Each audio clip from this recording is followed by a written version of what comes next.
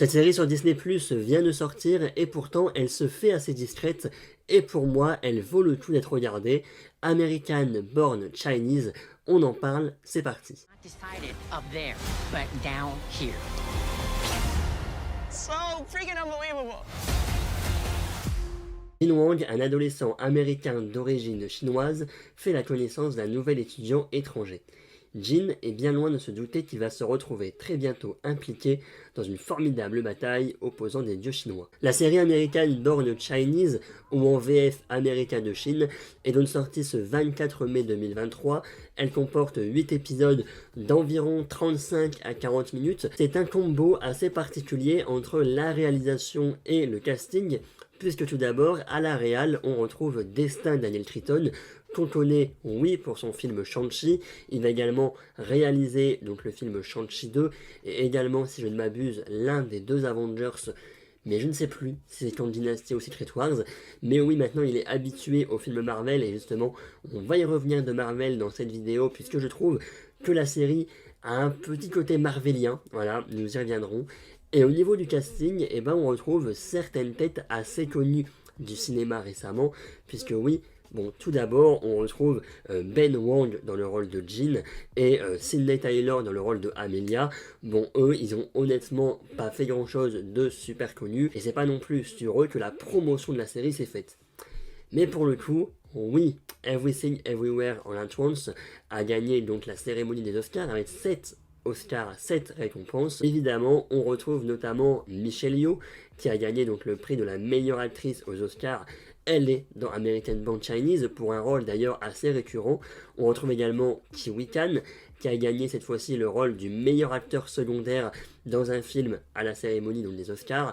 Là, il joue un rôle moins récurrent. Et on retrouve également donc Stephanie Hsu qui l'a été nommée aux Oscars dans le rôle de meilleure actrice secondaire, mais elle ne l'a pas gagné. Voilà, c'est Jamie Lee Curtis qui l'a remporté, mais qui joue également dans Everything Everywhere at Once. Le film Everything Everywhere est vraiment le gros film de l'année 2022, qui était personnellement dans mon top de l'année, qui a tout raflé lors des Oscars, et donc évidemment, comment faire une communication sur une série comme American Born Chinese, que personnellement je ne connaissais pas, voilà, auparavant. Enfin, j'ai entendu quand même quelques petites choses sur le film il y a déjà quelques semaines, mais la communication s'est évidemment faite sur Michelle Yeoh et Kiwi Kan, le couple de Everything Everywhere, qui se retrouve une nouvelle fois dans cette série. A l'origine, le titre American Born Chinese est un roman graphique, oui, donc de Jen Luen Yang.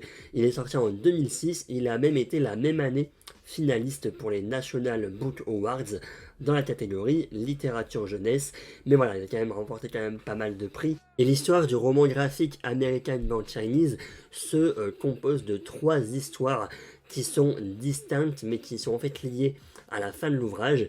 Et donc cette première saison de la série Disney Plus va se concentrer sur la seconde histoire. Je pense quand même que la série a pris quelques libertés par rapport au roman graphique, voilà, sur certains points, mais en général on reste vraiment sur l'adaptation de la seconde histoire. Saison 2 ou pas pour la série, on y reviendra, mais du coup pourquoi pas adapter les 2 autres histoires dans 2 autres saisons si vraiment on voit que le public est au rendez-vous lors de la première saison. Je pense quand même que la série a plu, notamment aux Américains. J'ai eu quand même beaucoup de TikTok, beaucoup de tweets en rapport avec la série, mais en France, eh ben, j'ai regardé, pas grand monde en ont parlé, même sur YouTube, j'ai vu aucune critique francophone. Donner ma pierre à l'édifice par rapport à cette série, j'ai quand même envie que vous la regardiez, puisque honnêtement, je trouve qu'elle vaut vraiment le détour.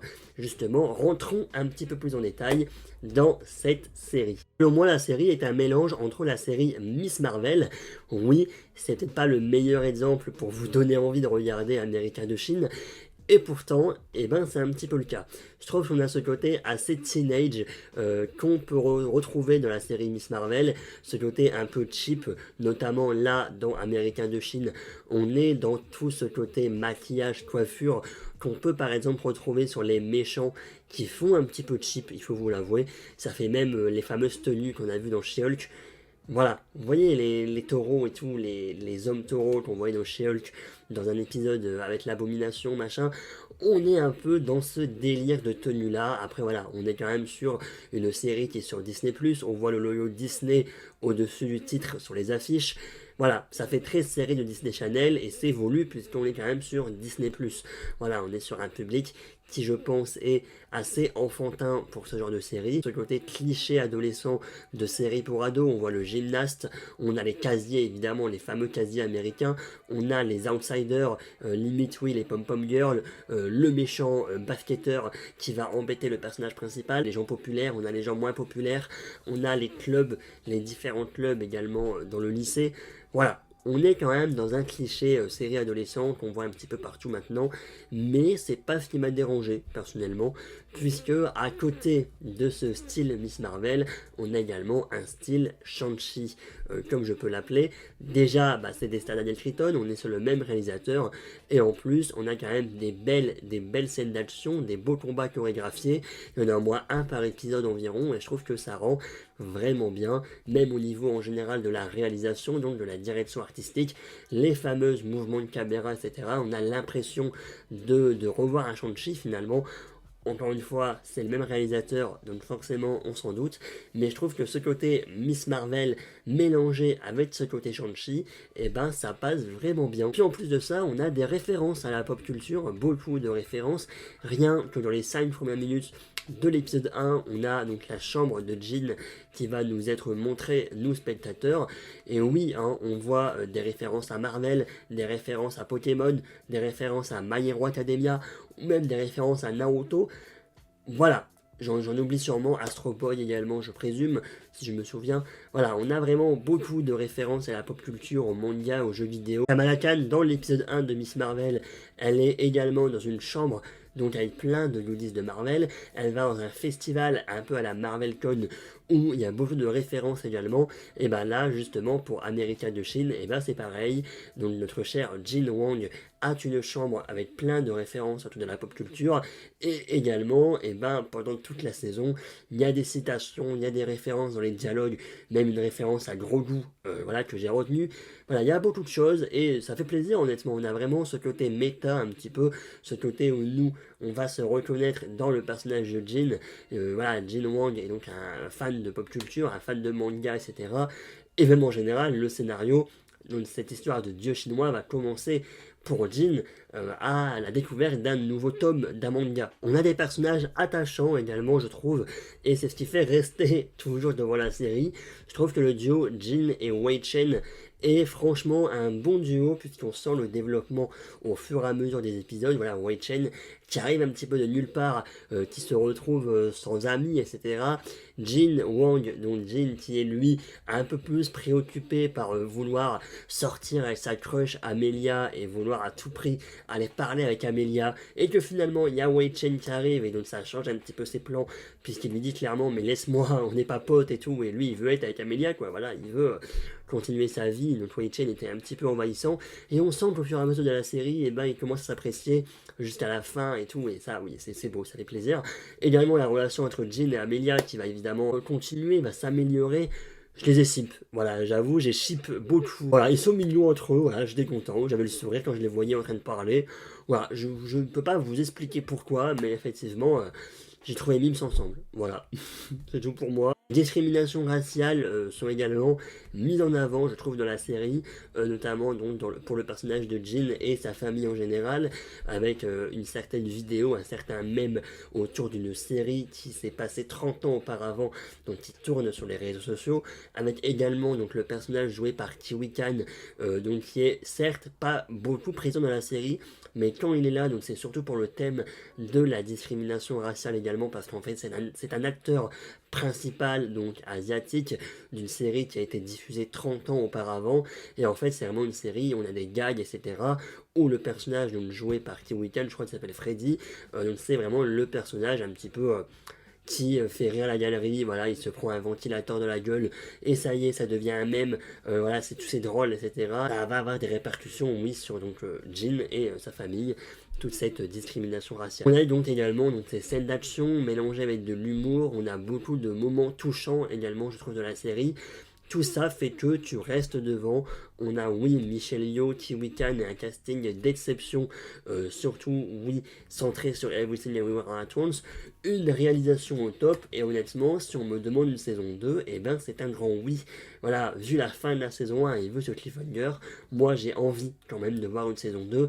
Après, encore une fois, même si le public francophone n'a pas encore été réellement au rendez-vous, et ben j'espère que les Américains ou d'autres pays du monde vont s'intéresser un petit peu plus à la série.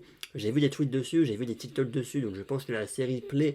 Et même si les Français, et ben on n'est pas là, ça peut quand même être renouvelé pour une saison 2 grâce aux autres pays. Et en tout cas, je l'espère, voilà, j'ai pas envie de quitter ces personnages maintenant parce que tu t'attaches à eux quand même, et j'ai pas envie de quitter ces personnages maintenant au vu de cette fin quand même. Il y a encore beaucoup de choses, je pense, à développer. Pour conclure, American Born Chinese, c'est vraiment un petit coup de cœur pour moi. J'ai vraiment beaucoup aimé cette série donc de 8 épisodes. Honnêtement, ça va vite, on le binge-watch très vite, et ça c'est cool. Je voulais vous en parler parce qu'on sait jamais, peut-être que vous êtes passé à côté de la série, et honnêtement, encore une fois, pour ce casting, pour ces scènes chorégraphiées, certes pour son côté teenage qui va peut-être un petit peu faire déjà vu, etc. Honnêtement, pour les personnages attachants, pour ces scènes d'action, pour cet humour à certains moments, pour ces moments touchants, pour ces références à la culture mondiale, à la pop culture en général, et même pour l'acting qui est vraiment très bon, et ben je trouve que c'est une série à voir, voilà, sans prise de tête. C'est pas non plus révolutionnaire évidemment, mais on passe un très bon moment. Je m'attendais à rien honnêtement en commençant le premier épisode, et dès les 10 premières minutes, j'ai été vraiment conquis par ce que je venais de voir. Et ben ça fait plaisir, voilà, de voir ce genre de série qui n'a pas non plus, encore une fois, l'ambition d'être une grosse série. On n'est pas dans des séries d'HBO, dans des séries comme Game of Thrones, comme The Last of Us, etc., comme les Euphoria, tout ça. Absolument pas. On est dans quelque chose de plus intimiste, plus enfantin, on va dire. Mais franchement, sans prise de tête, ça passe. Ben, allez-y. Franchement, c'est sur Disney+. N'hésitez pas, ça vient de sortir. Et n'hésitez pas à mettre en commentaire votre avis sur la série. Voilà. Merci à tous d'avoir suivi cette vidéo, j'espère qu'elle vous aura plu, n'hésitez pas à vous abonner, liker, partager, commenter, et nous on se retrouve très bientôt pour d'autres pépites cinématographiques. Oui, Spider-Man Across the Spider-Verse, ça arrive, et voilà, j'ai très hâte. Bref, merci à tous, à la prochaine, salut,